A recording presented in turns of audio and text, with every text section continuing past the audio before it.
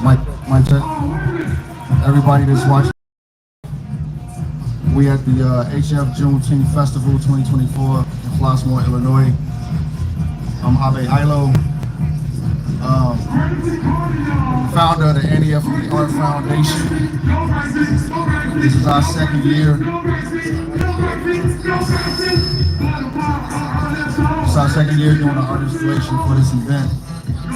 Shout out to Destiny Watson for giving us the opportunity to come and represent. As of this year, the Anti-Ethnic Art Foundation, in addition to supporting UMATA 2 with our FOBA installation, we also support the Melanated Political Party.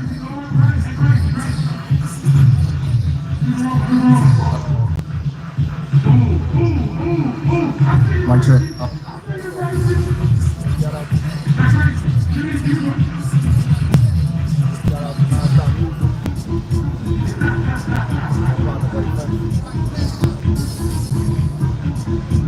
My mic is going in and out. So they not really gonna be able to hear us unless you talk loud. So My honest guest that I got today is the Yaju family. I'm not really sure why they back there, because they were supposed to be back here, but they there, trust me. They all back there. If y'all want to come in right quick, I know you well, come on, Daddy. Everybody gotta step in.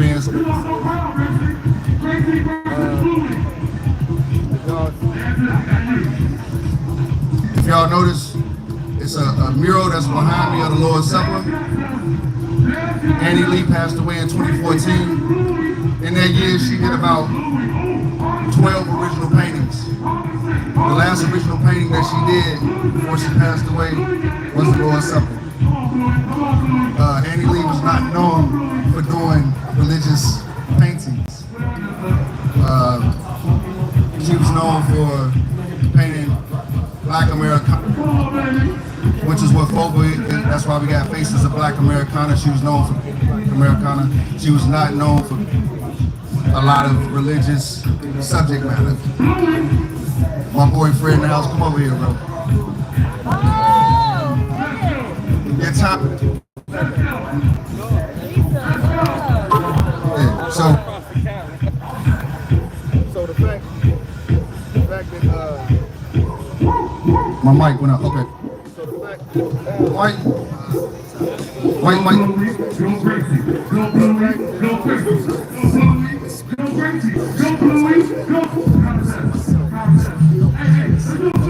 My mic keep going in and out, bro.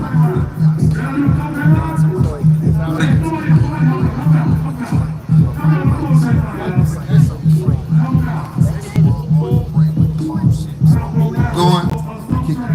I can't hear you.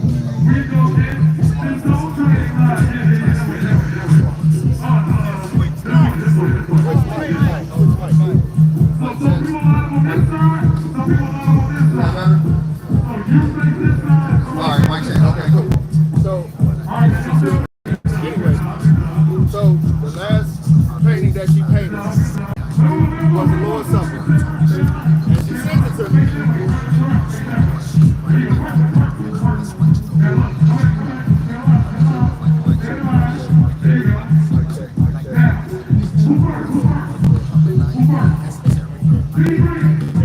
Hey D, let them know the mic thing.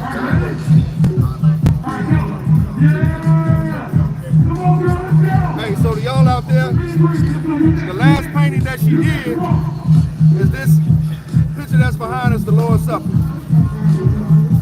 And the reason that we decided to bring this particular piece out today is because, as I was stating, the Yaju family, we're going to bring the boxing and culture to the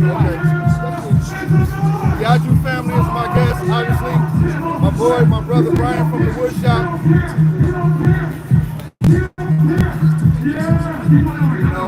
We are actually an extension of his father and my grandmother working together to bring Annie Lee to the world. So we continue in that legacy. My other brother Granston, we started last year the Annie Lee clothing line. For instance, he dubbed it St. Annie Lee. So this was the first time you had black people that had the audacity to saint one of our loved ones. And we see her as a messenger through her art about our people to tell our story. And this is a continuation of that with my guest today, Brother Yaju, the high priest of the Yaju family. I would go so far as to tell y'all that Christ is walking the earth. I would go so far as to tell y'all God is on the earth again to resurrect his people.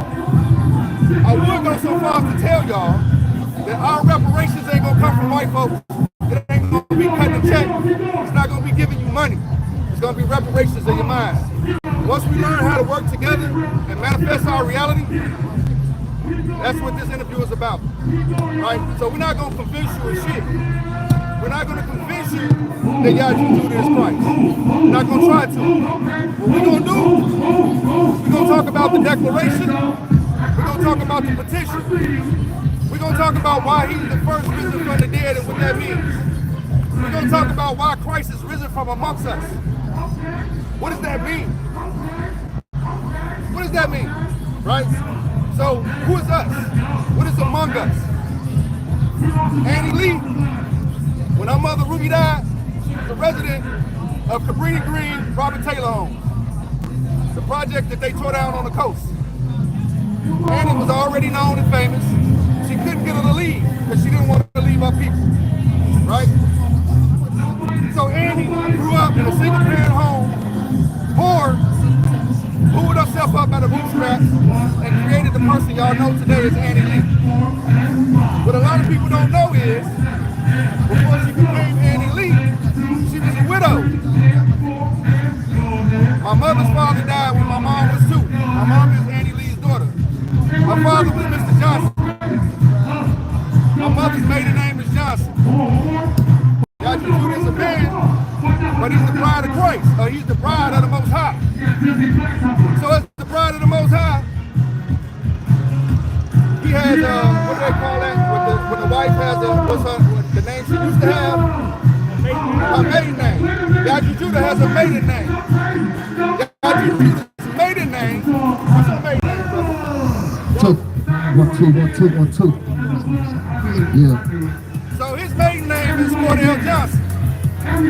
So what I'm basically trying to say is we got some Johnson and Johnson shit going on in terms of coming from among us.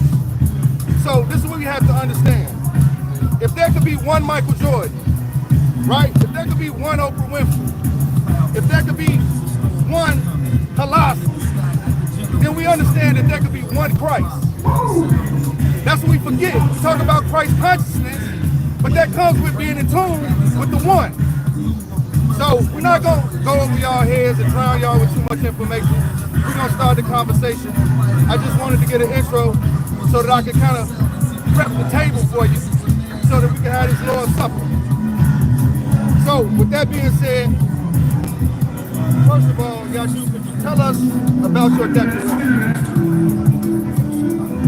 Well, basically, declaration is something that you declare, because when you declare something,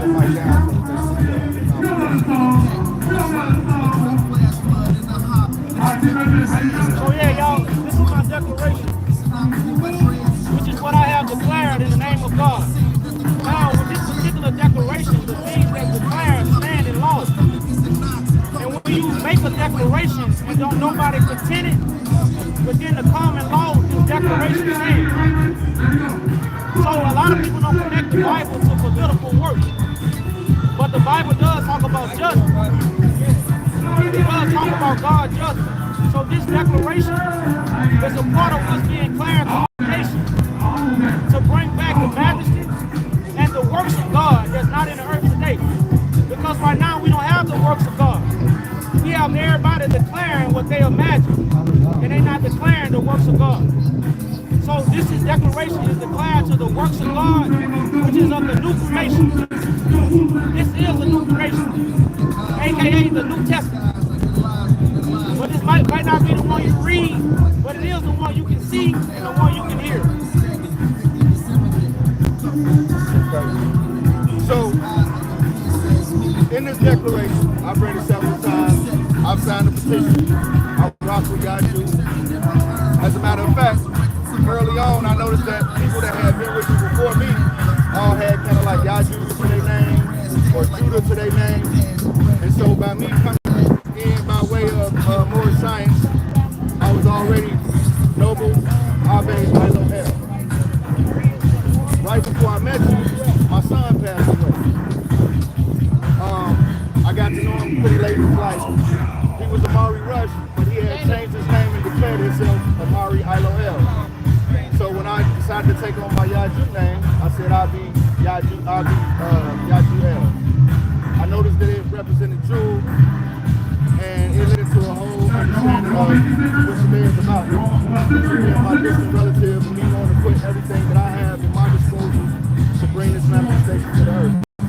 But we got a lot of haters out there. You know what I mean? A lot of people get that. And so I didn't really want it to be the traditional interview, because I know a lot of times say nobody want to interview a black man with a declaration and a petition. So I'm proud, even though this is our second interview, this is our first one on this particular platform like this.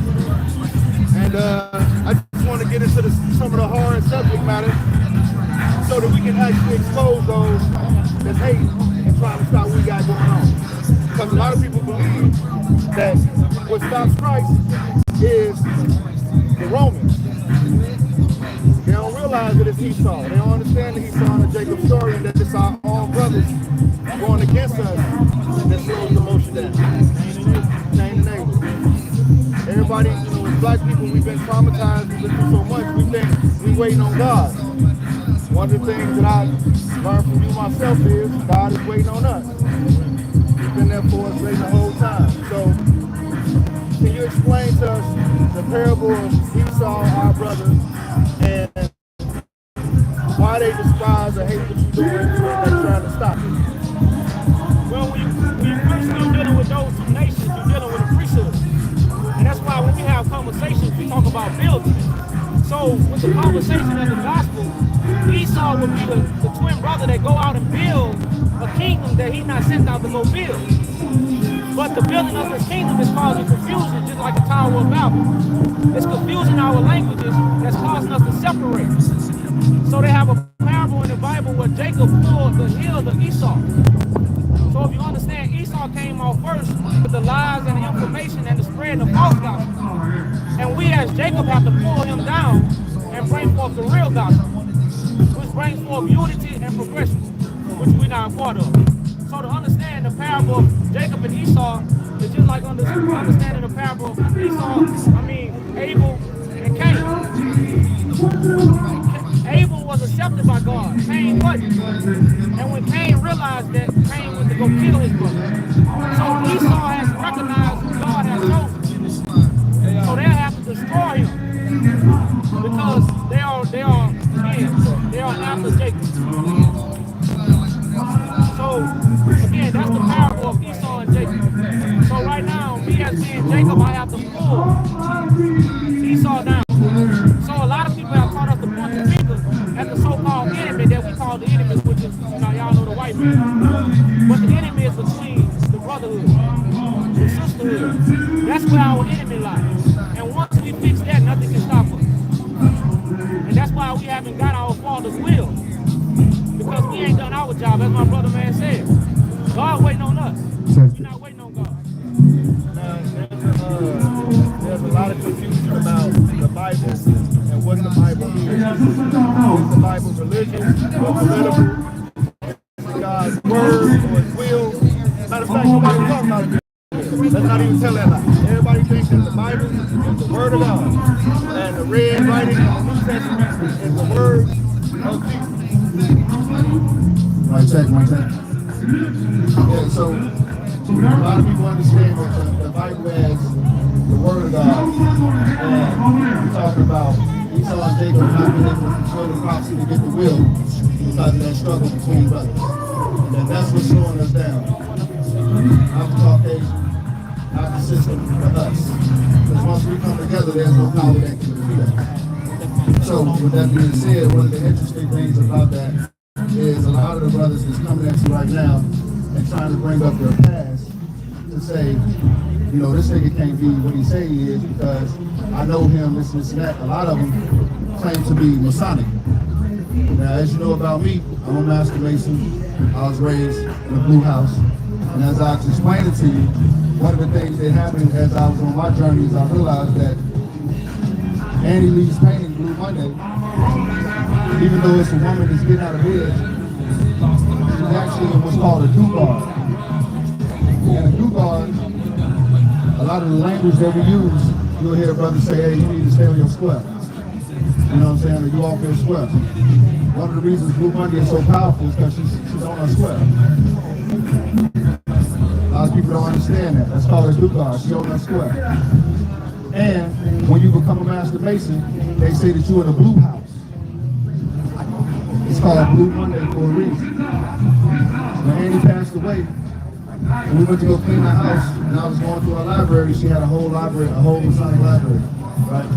But in my journey through Masonry, I got a vast library, which now has kind of been debunked a little bit due to some of our conversation. But what a lot of people don't know is all of Masonry is based on John the Baptist. It's every Mason's desire to come from the Holy Lodge of St. John, right? So that's what kind of led to the understanding of the distant relatives, because a lot of people don't know Mary and Elizabeth were sisters. And that was Jesus and John the Baptist's brothers, right? So it would be ironic that you would be a Johnson and that my mother's a Johnson. And Annie Lee, and another thing with Masons, one of the creeds is to look after the widow. Annie Lee became a widow when she was a Johnson. So these are things that I didn't intentionally try to piece together. It's just, I understand your journey. I brought a picture of my brother.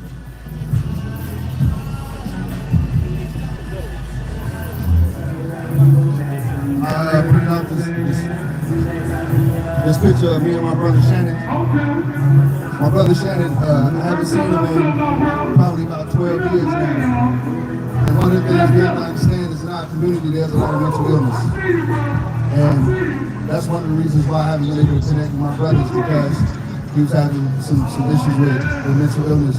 But before he got to that point of dealing with that when he was a shorty, him being my little brother, he was a Leo. So he had a lion heart.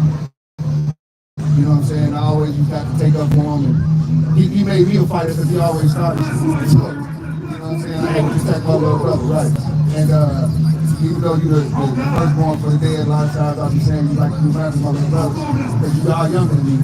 But at the same time, it's that lion heart that I know my preparation up to this point is because I gotta be willing to protect my brother, right? So I'm saying this for all of the Masons that I've been hearing saying they're gonna go into their libraries to try to expose Yaju and Judah. I'm letting y'all know. See this light on my hands? I dare you to try to cover it up. I challenge you to try to cover it up. Any Mason. I damn that sounds father Mason at that point. Not even, you know, and that challenge is out there for any. And I'm saying this to say that we know in Masonry, it's about building yourself up to be the right type of person, a righteous man. Any righteous person that see their brother and can't see a king, it's a problem with that. So, since they want to use your past against you, you know, not understanding that the terrible is that you was raised from among us, let's get into it. So, have you ever been arrested? Yeah. So, before you, Jax, my man, come on, man. You gotta show me some love, man. This is my family right here, bro. You guys kill it up there? Yes, sir. All right. How y'all doing? Yeah. So, so, what was I saying? Have you been arrested? Now, again, this is irrelevant to, this is irrelevant because everybody got a past. Yes. Everybody has been through something. Yes. As I just stated, that mental illness is very real in our community. But we're not understanding it's because of the diet. We're not understanding it's because of the things that's put in place to tear us apart.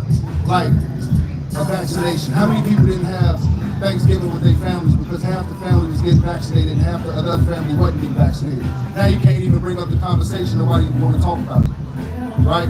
But what we forget is, when COVID hit, the whole world shut down. From Africa to China, the whole world shut down when COVID hit. So that just goes to show you how quickly things can change. Before you start thinking that what we got going on can't happen, it's to show you that a lot of people, even in church, everybody want to sin during the week, sit in church on Sunday, and act religious, and put everything on Jesus. I could be a fool because I'm covered in the blood of Jesus. I ain't got to treat my family right. I ain't got to eat right. I ain't got to support black movements. I don't have to go support the petition for the melanated political party because I got Jesus. Jesus gonna save me. And what I notice is people want to do that with Yaju too. People don't want to. They don't want to be themselves and play their role. They just want to put Yaju on their name and act like that's to say all to be all. That ain't it, right? So going into, again, being a brother from among us. A lot of people nowadays are saying Christ black. What does that mean? Does that mean that the story that they told us, the Roman Catholics that they gave us, of who was it Borges? Who did they paint to make a picture of Jesus? Some artist's uncle, they painted a picture, said it was Jesus, and our grandmothers had it on their walls next to Martin Luther King, all the while we was growing up. And it got implanted in our minds. Just like the TV shows that they created to show us biblical stories, to make us believe that that's how it was supposed to happen. But a big part of what we understand right now is we're in the last days. COVID was an indication that we was in the last days. The wars, America, a lot of people right now don't even know America is in 3 wars. We're in a war right now against Palestine. You cannot be a Democrat and vote for Biden and then say free Palestine. It's double talk. But they don't tell us this because they don't have to. We don't ask questions, we're not interested. Right? What did Biggie say? Like the party and bullshit. Excuse my language for the young people. Right? So when it comes to political matters, when it comes to real issues, a lot of times it go over our head. Right? When it comes to biblical things, we so invested in grandma that we say if the bad food was good enough for grandma, it's good enough for me. But we realizing right now we gotta treat our bodies better. Grandma didn't have to die in pain. She could have died of old age. Grandma didn't have to get cancer from the food, from all the fried chicken, from all of the pork, from all of these different things. So, going on biblical tangents because I'm tired. I know it's more, I don't know what else like that. But I'm saying I'm hitting all of these points because for one, I'm not a preacher. I'm not a religious person. I'm not even particularly into. I fell in love with the movement because of the melanated political party, right? So that's what I'm trying to say. If you vote, if you believe your people died for you to have the right to vote, you need to exercise that right. But I doubt that they died for you to vote for Trump or Biden. They died for us to vote for what's going to work for us. So you can go to the polls and vote for those people. But in this particular installation, we're trying to say, go to the website and vote for something that's directly related to your people. Vote for the melanated political party. And the reality of it is, this today is a testament to the fact that it's happening. No drama, beautiful black people, positivity, art, commerce, merchants, it's all there, right? But where's our leaders? Well, if you look at the establishment that we under, when they came with what was called the doctrine of discovery, when the white man went around the world discovering lands that black people already lived on, what gave them the right to do that was a declaration from the Pope. So they felt like they had God's approval to go and kill our people and take the lands and to spread the Bible and the doctrine. It was a divide and conquer that they got an edict from the Pope. So even if you don't go to the Catholic Church, your preacher had to go to a college to get a degree, a theology degree, that came from under that same indoctrination. Same people. So what we're talking about right now is, hey, y'all gotta watch out so they can get by. Move the baby.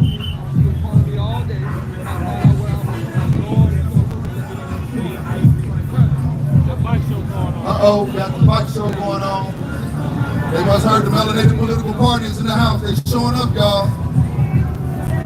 There's gonna be a lot more that happen.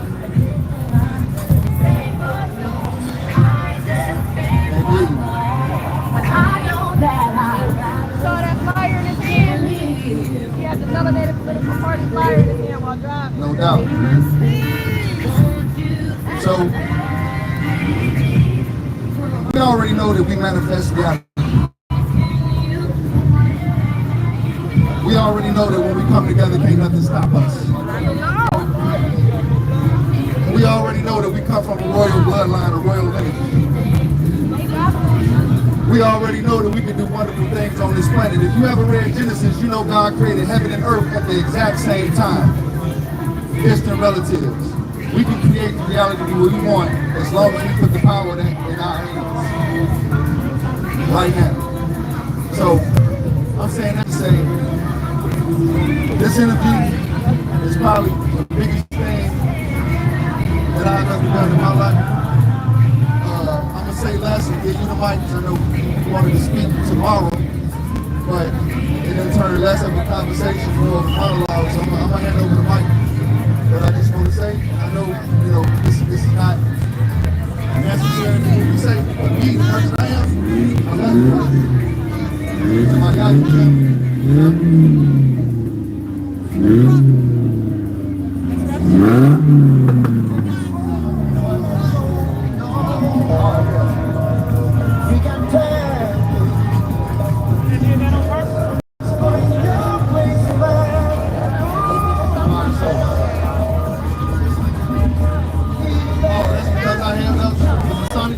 is that what it's about?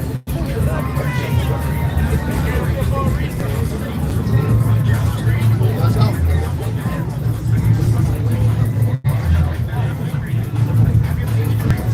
Let's go.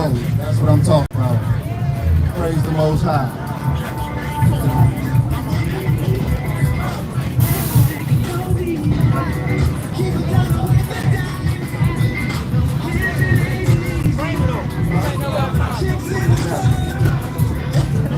Now, guess what? You got the power of the Most High. Unstoppable. Still on stage though. Still on stage. Hey, y'all on the phones right now, y'all do not believe what's happening behind y'all. So we gonna turn the cameras around so y'all can see. The whole thing's been around.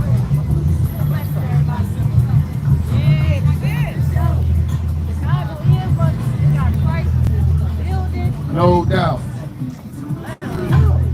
So, as I was saying, my brother, I'm gonna hand over the mic. Well, actually, let me see if they got the other mic. One mic, okay. All we got is one mic. All we need is one mic.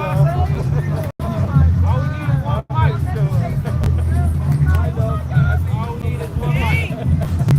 You already speaking it into fruition, brother. All right, peace, y'all. Again, y'all want to thank my brother, man, for inviting me to the special event. Get a couple of them to rock some hats. Again, a great pioneer for artwork. That started a lot of, again, I learned some of these things yesterday about the pioneer of her work, the late, great Annie Lee. And like I said, I was very impressed. But to talk about, when I grabbed the mic for y'all, my brother, man, really gave y'all, like I say, a lot of food for thought. Because right now, the political side of the Bible is what nobody is really touching on. And when you deal with the political side, that's when we can make change. You make change without politics. Politics bring forth all change. Religion make people avoid change. Like my brother man said, I could go in church and put it all on Jesus. So I ain't got to change. You know, so it's the reality. What's up, brother?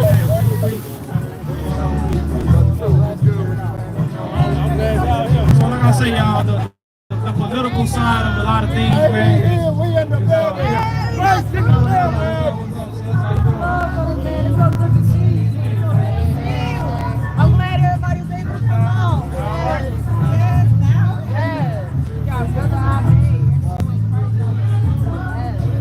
So yeah, y'all, like I was saying, man, the reality of the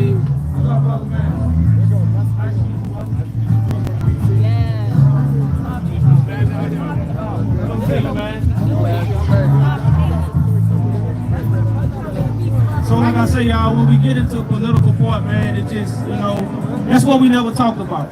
You know, we haven't picked the Bible in our hand and talked about the political side of it. That brings forth change. Without a government, there's no change.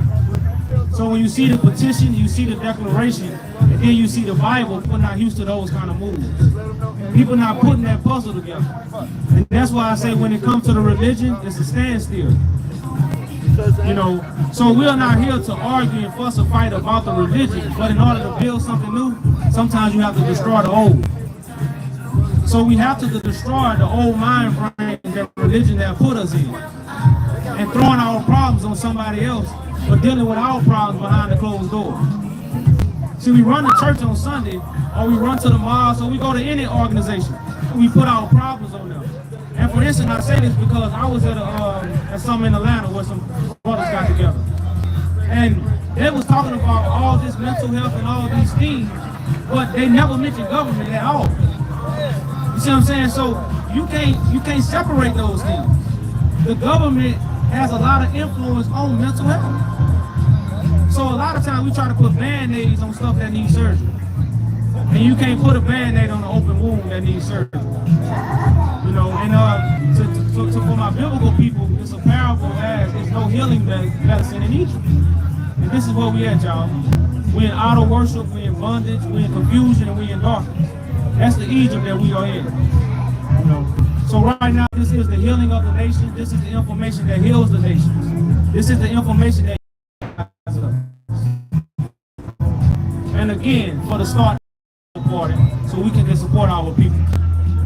Because I ask this great question all the time. What has anybody done who ever taught the Bible? Nothing. So we deal with the Bible. The Bible is God's will and not a word. It's what God will do. And when it comes to the word, y'all, the word will be made flesh. A spoken word. And it's really just that simple. God's word is spoken, it is not written. So we pick up this Bible and we read it and we get into teaching people without doing the will. We becoming an enemy of God.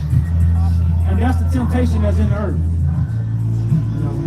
But I say, if I got the voices on, you know, it's kind of hard for me to freestyle. But like I said, I can go on and on about a lot of stuff, y'all. And again, this is not an information war rather than an enlightenment. You know, information has put us in darkness. The enlightenment brings us out of darkness. That's why you get the Israelites and all these things. So again, it's just light. And light is greater than information. And if you miss me, I can tell you 2 words and give you light. I can give you a book and you will never receive light with 1,000,000 words. So when I say information and light are 2 different things, we have to understand that. You know, an example of that. A lot of people that grow up in a religious household, they don't really have the greatest relationships with their parents, because they'll go to them and they have everyday problems and ask for advice, but instead of giving them a word of encouragement, they'll go to the Bible and give them scripture. You know, I'm having trouble with this, you know, Mom, you know, what should I do? Well, the Bible say woo woo woo, and you walk away unsatisfied. You're like, damn, I just wanted you to tell me what you thought. I just wanted you to give me your perspective. Your experience, exactly. You know what I mean? And so that's exactly what I think about that. So another parallel that we had, you know, I just lost my son Amari last year. Actually, that painting over there was dedicated to him. The one right there, yeah, right next to the Lord's Supper. But it was an irony that you also have a daughter, Amari. right? So again, you know, you got these brothers that's rocking this light, it's coming on platforms where they see Yaju at and trying to so-called expose you for being human, which you never denied that you was human. So just in the event that she's watching, we have another parallel. I told you my son's name was Amari, and you said, what's his name? I said his name Amari. And you said, how you spell it? And as it turns out, that's your daughter's name. Yeah, so tell us something about Cordell Johnson and his relationship with his daughter. Well, I think like any father was very different because, like I said, it was a separation between me and my daughter. And in the beginning, I was a normal father. You know, having as my firstborn as a daughter, we became very close. But as I was called by God, it became a separation. And that's something I kind of prepared her to, but she was so young at that time, a lot of information I know went over her head. And dealing with the battle of, man, just the vegan diet, you know, that separated family members, let alone I'm trying to separate my daughter into a vegan diet. And, you know, so that just brought a lot of distance, you know, and having people around me spreading rumors, having strangers in my house, that really distanced me and my daughter from what relationship we have now. You know, but right now, like I said, we still have a relationship. I'm still in contact with her. As far as her truly understanding what I'm going on, because I haven't had a lot of private time with her in these last probably about 3 years, somewhere around that time, to really sit down and give her, you know, a lot of facts. You know, so I'm pretty sure she's still blind to a lot of things. But other than that, we still have that dad relationship. You know, it's not close thereby like it was, again, because of people and also the walk that I walk. So that's basically the relationship I have right now. I know there's a lot of speculations, a lot of stuff that's on my name, and people don't understand the sacrifice, and that's why I am separated from a lot of people because of the sacrifice that I had to do. And I think that's the part of the story that a lot of my brothers, especially those who come from the house, you know, don't see. But the scriptures let us know to eat from the sacrificial lamb. So it's things I have to sacrifice, my personal time, really everything, and put all my focus on what I'm proclaiming. And again, for you to do those things, this is why we have to eat from the sacrificial lamb, because that's the only way God was going to give a gift. God wasn't going to give the gift to somebody that gave a half sacrifice. The sacrifice had to come with you putting all in. You know, so right now, yeah, my father-daughter relationship has been sacrificed for this journey. You know, but that's the relationship I have right now. So I can't see the comments, y'all, so I can't answer really no questions.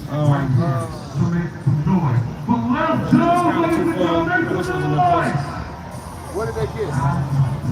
But yeah, y'all, again, this is the political movement. Again, because the Bible is in our hand, we are not trying to preach to you.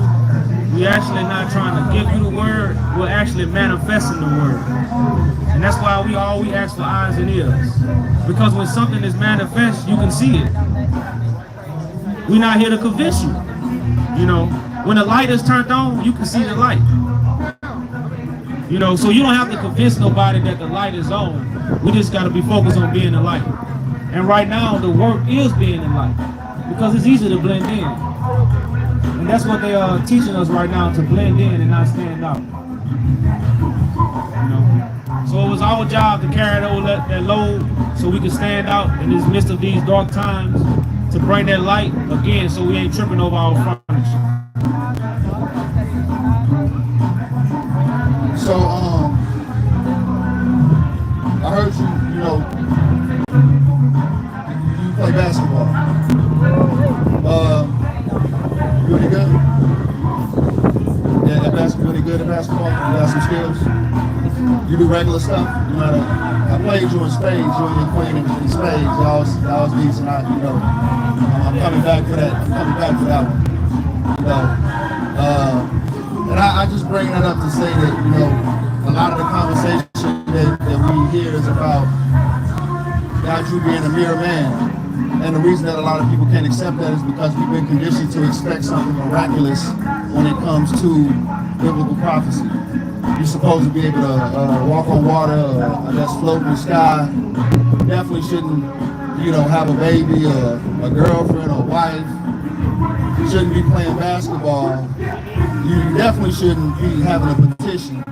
And that's another thing that I got to say to those Masonic brothers that keep on trying to poke fun at Yaju Judah for having a petition. Because see, he never tried to, and we're going to get into that too. I want to put a pin in and remind me. There are aspects of a lot of different organizations that you reflect a degree of, like the Rosters, like the Masons, like the Christians, but you're not aligned with them. So I wanted to tap on that. Getting back to what I was saying about a petition. Anybody that's a Mason know you can't just go join a lodge. You have to do what? Petition the lodge. It's an active part of the process. So for anybody Masonic to poke fun at you for a petition is hypocritical, very hypocritical, because we understand the power of a petition. We understand that a lot of our lives are controlled by what? Paperwork. The reason you gotta pay rent is because you signed a lease. The reason that you gotta pay your condo is because you signed some paperwork. This is the instrument of our oppressor. That's how they took our land, with paperwork. So to make fun of you for having a declaration and a petition is Esau at his finest, right? So we giving some of his background and what he's doing, but we exposing y'all. That's really what this is. It's like a B-Rabbit moment. If you ever seen A-Mile, you know, when he had that battle against parents with real good parents, he told everything bad about himself while exposing him. So we exposing y'all this time.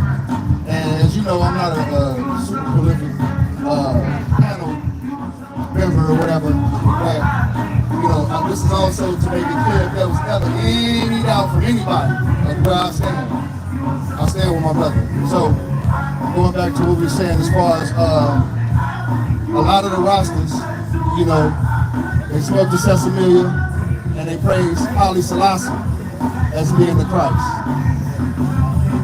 Americans at large don't necessarily, especially here in Chicago, don't necessarily know about the throne of David, the Solomonic dynasty, or the fact that the scrolls, the scriptures that made up the Bible that ended up getting printed. They didn't have printing presses in Africa when they took the Bible, they had scrolls.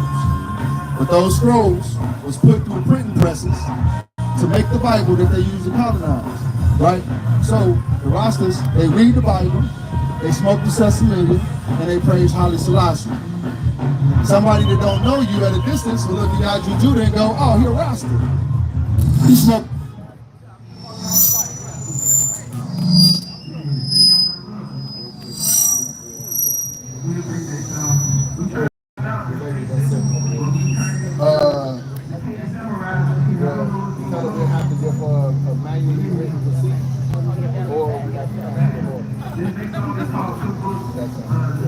Take a manually written receipt and we good.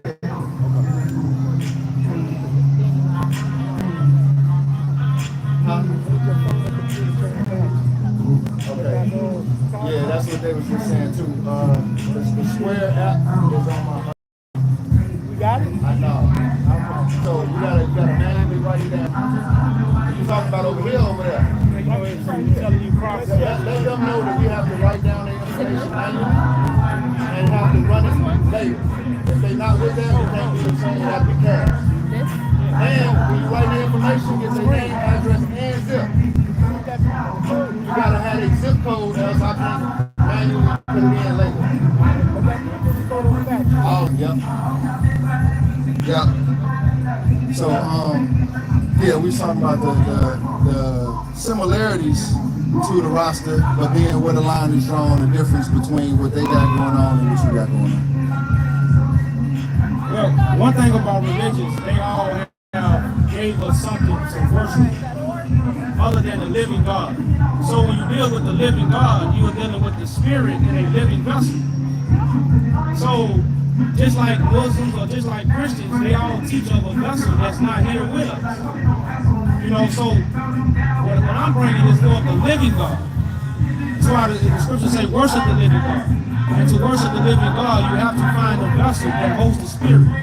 Nobody that left us will continue hosting God's spirit. Rastafarians and their movement, they worship somebody that's not here. As what all religions is teaching us to do. So they are missing the living God. So that's where the separation is. So I got a devil's advocate question. So what about you? You gonna live forever? Who we worship when you die? Oh no. That's why the spirit goes in another vessel. It's the living God. God is spirit. I'm a vessel that's hosting the spirit. So I'm the Lord of hosts. I'm not God. So if I leave, we have to find the next vessel that's worthy to host God, to bring forth the supper. And that's why I say you are a priest forever after the order of Melchizedek, because the order is set up by God.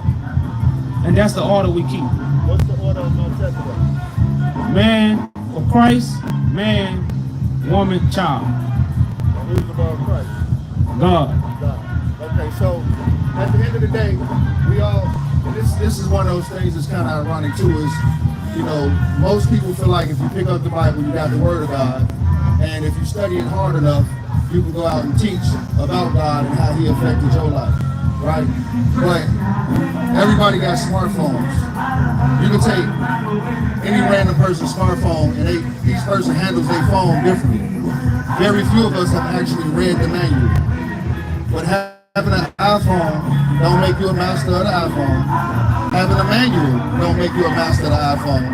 And having both of those things don't make you friends with Steve Jobs. So how is it that you can have an iPhone and ain't no damn way you gonna call Steve Jobs, but you pick up a Bible, you think you got access to the most powerful thing in creation, which is God. So kind of explain what is the difference between your relationship with God and your sacrifices that you made to be the anointed one, and somebody else that says, hey, I got Christ consciousness, I got a relationship with God, why I need to look to Yaju for anything?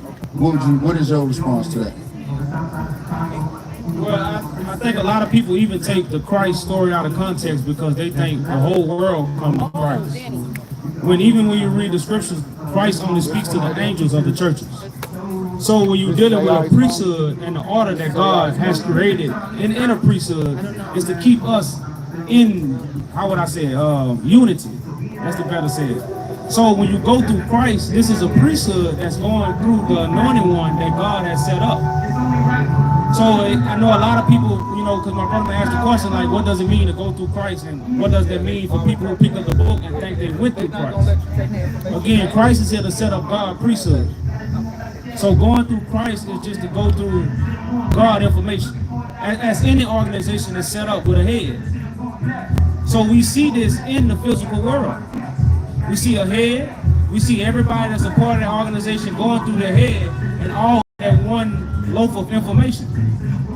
But remember, you have what? The deception, you have the lies, or you have the earthly information, or the waters under the firmament, but then you got the waters above the firmament. So what God is setting up right now is coming from the heavenly waters. It's not the tainted waters that's on earth. And this is why the scriptures say you have to go through Christ, because again, this is a priesthood that's being set up that has to have an order. Again, the same order that you see at your job, in all organizations, a head. So Christ is the head of God's organization. And that's why Christ is labeled the doorway. To go through the house of God that God has created. That's another thing that I want to address with my brothers that's on the square, is we understand the doorway, and we understand the keystone, and we understand that Christ is that light and that keystone. And I'm gonna keep it real simple with that one. For those that know, you know. Once again, as I sit here with my brother, we exposing y'all as we revealing him as well. Just know that. So, there was something else that I wanted to really kind of. We did the Rastafarians. Well, even with the Masons, right? So Christ was a carpenter, or a famous phrase that gets used is. I did just touch on it. The stone that the builder refused. Now, this is something that, because I told you, I still really don't like reading the Bible that much, even though we done connected. But I go to some of my Bible stuff for reference. And a lot of people confuse that phrase to say, I'm the stone that the builder refused, because they heard it on Boondocks. It's famous now. Everybody want to be the stone that the builder refused. And people in church know that Christ is the chief cornerstone, but they don't understand what that means. And they mix the two parables because those are actually two different things. The chief cornerstone, anybody that does contracting knows when you build a house, you start the foundation from the northeast corner and you build from there. And you use the tools, levels, squares, and compasses to build from that stone so that once you're done, that the building is erect. You don't want to lean and tile, you want everything to be even. So you got to start, like you said, you got to start with the one. But what they don't understand is, if every builder is starting from the northeast corner, how that's connected to Ethiopia, being in the northeast, where David's throne is at, right? And so when you talk about that chief cornerstone, most people understand that that's Christ, but now with everybody having so-called Christ consciousness, they don't understand that the reason that the Tower of Babel happened, because you got all of these professed religious masters, they babbling because they tried to build a tower to God. And when they tried to build a tower to God, they wanted to do it by removing Christ, right? So everybody wants to be that chief cornerstone. And so when they say, I'm the stone that the builder refused, they don't understand that the builder is God. So by default, when you say you the stone that the builder refused, you saying that you against God, or that God rejected your offering. Another thing they don't understand is, when you go through the doorway, an arched doorway, it has what's called a keystone. It's what allows the arch to even be able to happen, right? And so they confuse the cornerstone with the keystone. And they don't know that somebody tried to copy off of the master builder's workstation. And when they tried to copy off the master builder's workstation, they took the design of a keystone and tried to apply it to a cornerstone. You can't put a keystone in a cornerstone, because then you don't get that level building that you want. And that's why the builder rejected that stone. It was the wrong stone. The stone itself was right, the person using it was wrong. And that's exactly what's happening with the wheel right now. And that's why we're exposing y'all, right? So, again, we said we was going to go for an hour. You know, we don't want to shove steaks down a baby's throat. You know we got to chop this up and give it to it in bits and pieces. But as we get ready, well, actually, we talked about the rosters, we talked about the Masons, and again, for anybody that didn't hear, we're talking about the things that you do that's somewhat relevant to their ideology, but with separation. So, with Christians, we already understand that, you know, Christians, for the most part, worship white Jesus. Now people starting to say that that's a black Jesus, but never even took time. All they doing is replacing the same Jesus with a different race.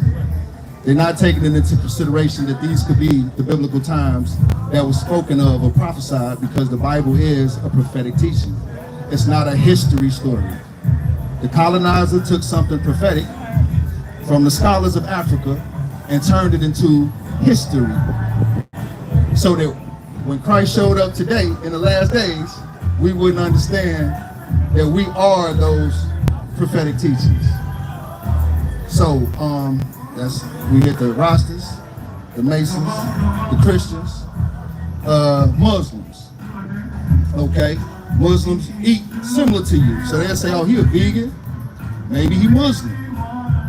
But then when you get into the teachings of the Muslims and the things that they do, we know they circumambulate once a year when they go to Mecca around the stone, right? So maybe you can break down what separates you from the Muslims. Well, like, people don't understand, Islam means submit to the will of God.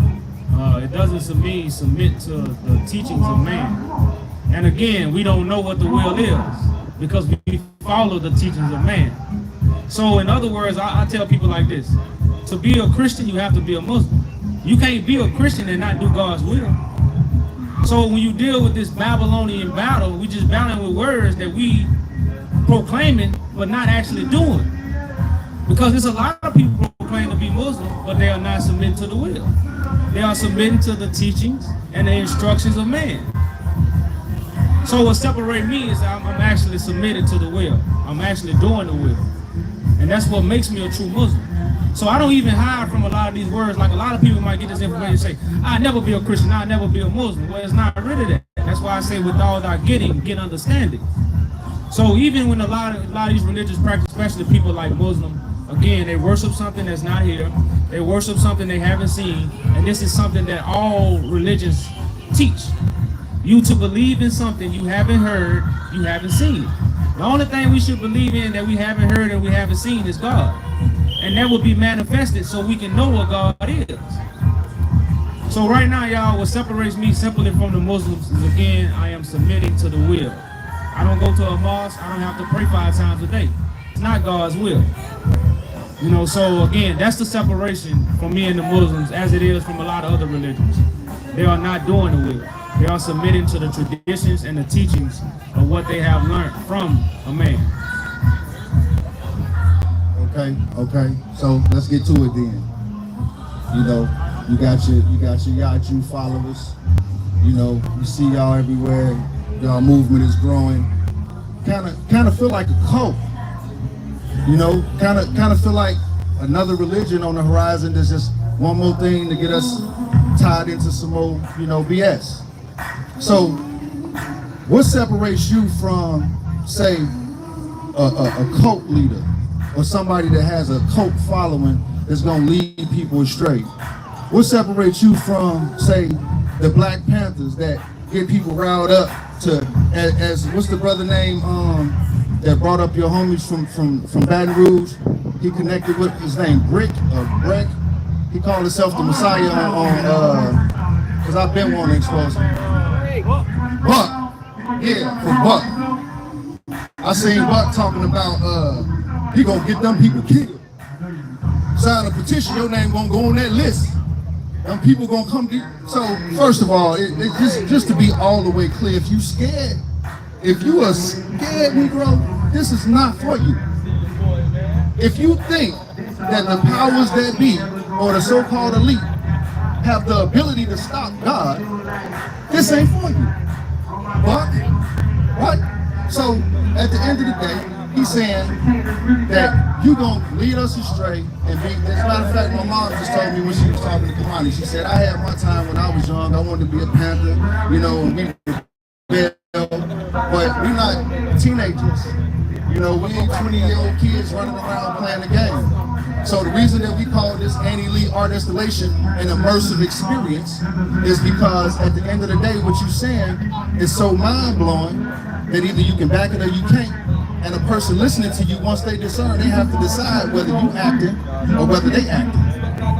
Because this is a world stage and we all got a role, right? But at the end of the day, why did God create us? What was his purpose for us? Was it to have hot cars? Was it to put on festivals and do art exhibits? Not necessarily, right? Unless it was for the glory of him. So, what separates you from those zealous leaders that didn't succeed, and why do you think you're going to be successful with what you got going on? So, like I said, when you understand my movement, I am judging the Roman Catholic Church. So, I am judging the Roman Catholic Church. That's what we have to understand. The first thing. Let me say this to all the June. First of all, let me give a quick background on Juneteenth. Because from Chicago, I ain't never even know nothing about Juneteenth. I never heard about Juneteenth. And the first time that I heard it, it was from a brother from down south, and I thought it sounded funny. In my ignorance, I kind of laughed at it. I'm gonna be dead serious. But then all of a sudden, Joe Biden makes it a day you get off and get paid. Now we celebrating Juneteenth. But do we even know what Juneteenth is? Juneteenth is a reflection on the fact that at one point in time, this was illegal. Juneteenth is to point out that at one point in time, we was all owned by somebody. They possessed us. And we think that we carry the slave master's name. We don't know that the peasant class that came from Europe came and took our names. We don't carry slave masters' names. They came from Europe and took our names. Ain't no European ever been Smith or Johnson. Never.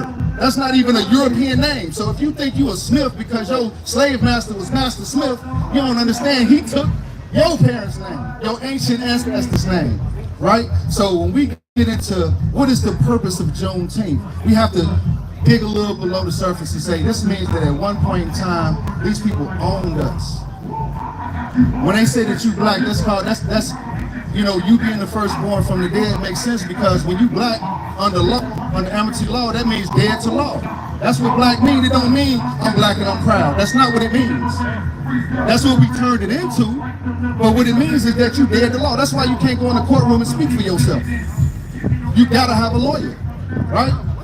And I didn't even bring it. I annexed for anybody that's listening, we all wards of the state. When you turn 18 in other societies, that's when you of age.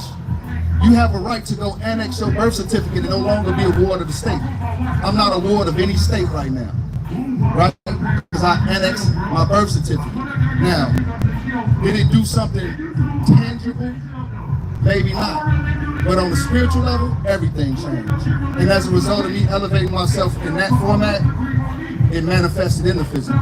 It turned into this. And it keeps on happening. So, again, when you say you're the firstborn of the dead into the teachings of God, or into the teachings of the giver of direction, right? That means that the firstborn protects his younger siblings. When people get jealous of the position and the cross that you carry, you don't want to carry it, it's because that's what we've been taught, that crab in the barrel mentality. But me being the oldest brother, they don't understand that big bro take care of the younger siblings. He the one that mama leave in charge when she leave, make sure everything's straight, right? So if we still waiting to see something come out the sky, a lot of people saying that, oh, we have an eclipse, we about to activate, we about to be superheroes up here. The eclipse that came and left, I don't see nobody flying around. I see cats on TV pushing paper in aluminum foil. That ain't broke no chains of the mind, right? So again, like you said, with all our knowledge, get understanding. So please kind of elaborate on what exactly is you the law, you big bro. You know, you was left in charge to tell us what to do in the direction. So what's the law? What should we be doing when you have gatherings like this? What we supposed to be doing to honor the Most High based on your understanding? Well, like I say, when you deal with God, you gotta come to a higher level. This will be the benefits of us unifying. Like you said, like, this is all beautiful. But under our government and what we have established, and not under what they have established. Right. So we doing all these things under what they have established, glorifying their money, glorifying their, how would I say it, capitalism. You see what I'm saying? So by us doing this under their system, God is not receiving glory. So when we was to do this under the system of God and get with what God is doing, then that's how God will receive the glory in something like this. Because it would be the offspring of what God has put together. You know, so, but to get back to the original question, I know you asked me earlier about what separates me from a cult leader. Like, I don't know no cult leader that bring forth judgments. Cult leaders bring forth teachings. And you have to follow them, you have to come to their class. Yaju never had a class.